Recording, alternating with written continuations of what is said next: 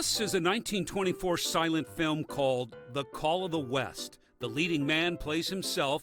He didn't win an Oscar, but his name and story became world famous. The star of the film? A dog from Silverton, Oregon, named Bobbie.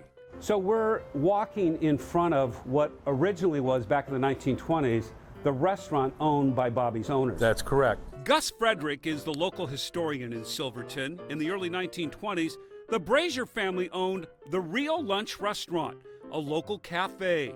Bobbie was their beloved Scotch collie. I had relatives back in Wolcott, Indiana, and decided to go back and visit.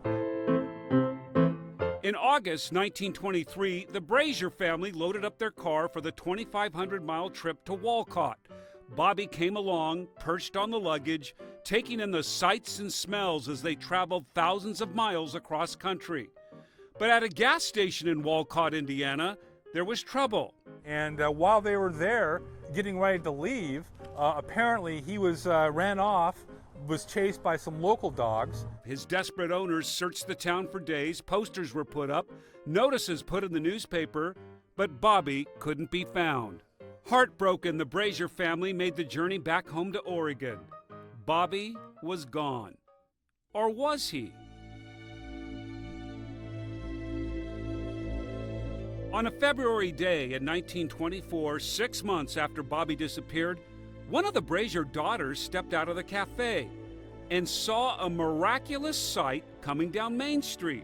Wasn't moving very fast, and all matted up, but once they got closer, they could determine, yes, it was Bobbie. Against all odds, Bobbie had traveled more than 2,500 miles back home to Silverton, crossing the Rockies, the Great Continental Divide, the Cascades, all in the dead of winter, exhausted and battered from his incredible journey. Eyewitness accounts stored at the Oregon Historical Society document the emotional reunion. We have a handwritten letter here from Bobbie's owners where he, in his own words, describes what happened. They fed him a sirloin, a big bowl of cream, and he didn't move for 3 days. News of Bobbie's journey quickly spread from Silverton to across the country to around the world. Yeah, we have this huge box which is just full of letters that came in from across the country to Bobbie and Bobbie's owners. He became known as Bobbie the Wonder Dog, and his story touched thousands of people. Here's a man from Australia. My gosh. Who wrote, so, sent you a box of wildflowers for Bob. There's a telegram from Western Union enclosing 10 cents for a picture of Bobbie the Wonder Dog. A letter from somebody in Colorado. A letter from somebody in Ohio. My gosh. They just go on. Michigan, they go on and on and on. It was in, as you know, Jeff Ripley's Believe It or Not, which of course was a huge national thing back then, is in almost every paper in the country. Within 3 months of Bobbie's journey home, he starred in the silent film, The Call of the West. Bobbie plays himself. It was a tough assignment. Like a true celebrity, Bobbie made appearances, including the Portland Home Show, where 40,000 people came to see him. He was presented with a fancy doghouse called Bobbie's Castle. Bobbie went on to sire a litter of pups, 15 boys, proving he was a wonder dog. In 1927, 3 years after his incredible journey, Bobbie died. Newspapers around the world noted his passing. Something marvelous roused in Bobbie's brain and roused to his need and guided him on the long trail as surely as Polaris guides the mariner.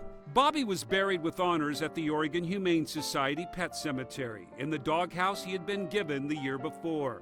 Rin Tin Tin, the famous movie star dog of the era, traveled to Oregon to lay a wreath at Bobbie's grave.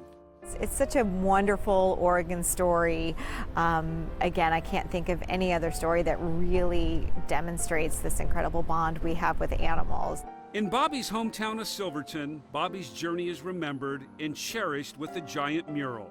And kind of shows graphically through images throughout the whole wall here, Bobbie's trail and the story, reproduction of the Ripley's Believe It or Not panel. You'll also find a replica of Bobbie's doghouse, along with a statue. Each year, the town pays tribute to Bobbie with their annual pet parade. And his son, Pal, became the Grand Marshal of the very first Silverton Pet Parade in 1932. It is said that a dog is the only thing on earth that loves you more than he loves himself. The story of Bobbie the Wonder Dog reminds us no matter the odds or hardships, when you feel abandoned and all alone, love and loyalty will always guide you back home.